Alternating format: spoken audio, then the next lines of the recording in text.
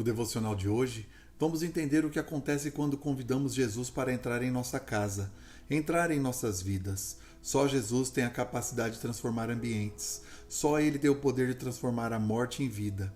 Quando Jesus adentra a nossa intimidade, aquilo que parecia impossível, que achamos que não tem saída, torna-se possível, muda a nossa sorte, e tudo aquilo que nos aprisiona cai por terra. Jesus é o mesmo de ontem, hoje e para todo sempre. Ou seja, o seu poder, seus milagres são e estão mais vivos do que nunca. Só não vivemos estes milagres porque o problema está conosco, na nossa fé, em nosso nível de entrega, santificação e busca.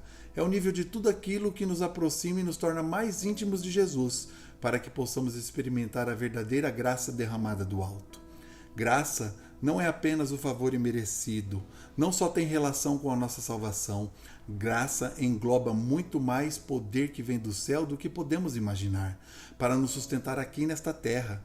Graça derramada em nós é a capacitação de Deus para que venhamos proceder de maneira que sozinhos, sem a presença dele, jamais conseguiríamos fazer ou alcançar, jamais conseguiríamos nos livrar de uma vida de pecado. Torta, errante, doente, seríamos consumidos. A graça nos livra da morte espiritual. Quando Jesus chega, a sua graça é capaz de ressuscitar aquele que estava morto aos nossos olhos naturais.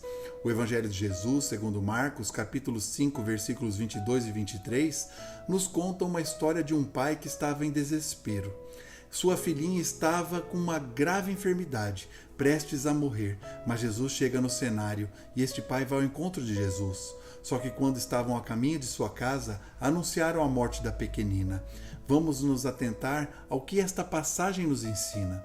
Tendo Jesus voltado de barco para outra margem, uma grande multidão se reuniu ao seu redor, enquanto ele estava à beira do mar. E eis que chegou um dos principais da sinagoga, por nome Jairo, e vendo-o, prostrou-se aos seus pés e o adorou. E lhe implorou insistentemente: minha filhinha está morrendo, vem, por favor, e impõe as suas mãos sobre ela, para que ela seja curada e viva. Jairo era um homem respeitado em sua comunidade. Era um dos líderes da sinagoga em Cafarnaum. A sua filha única, que tinha apenas 12 anos, estava gravemente enferma, à beira da morte. Momentos terríveis, de medo e incerteza, bateu às portas daquela família.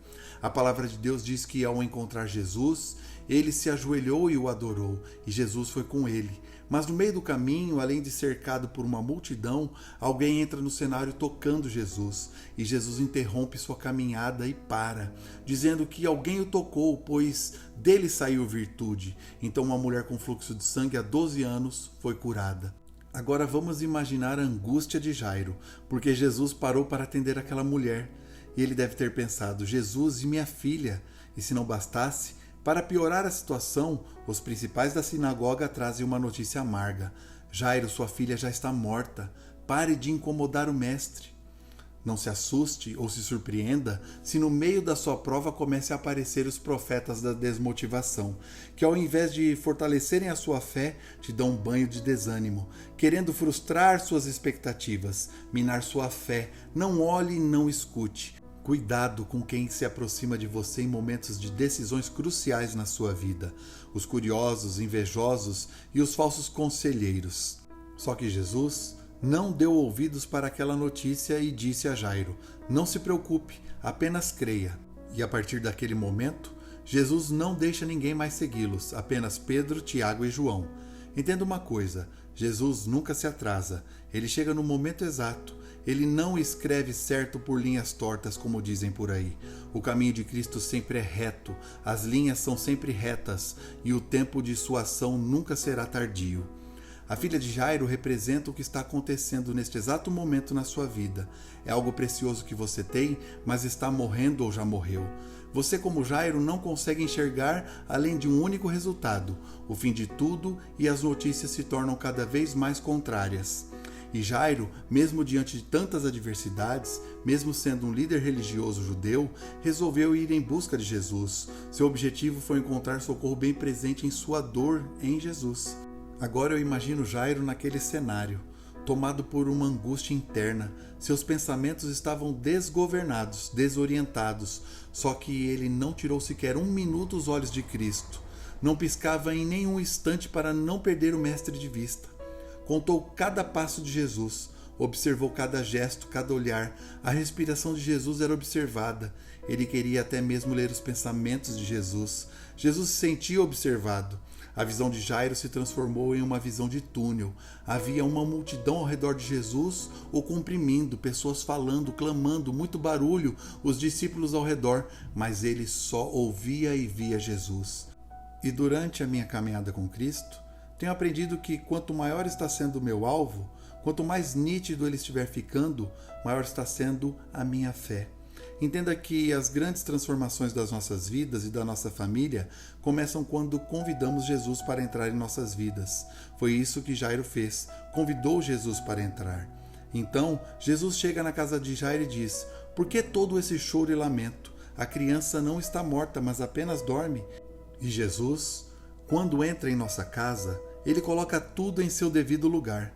Ele não gosta de bagunça.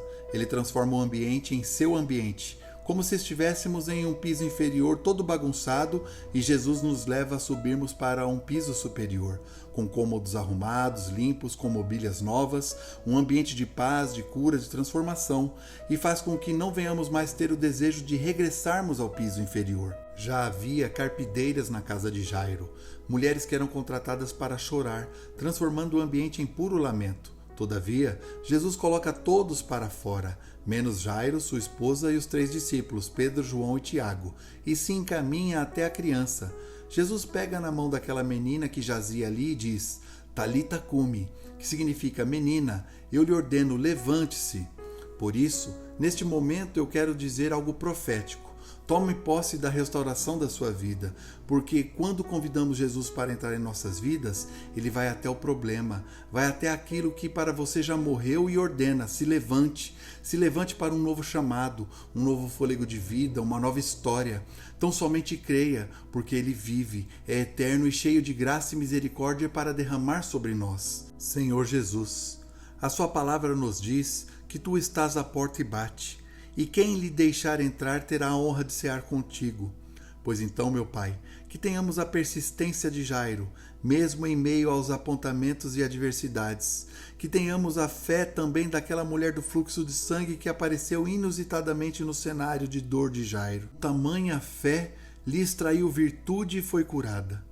Que venhamos aprender com sua palavra e deixarmos de perder tempo para tomar uma atitude única, exclusiva e de vitória, que é te convidar para entrar em nossa casa, em nossa vida.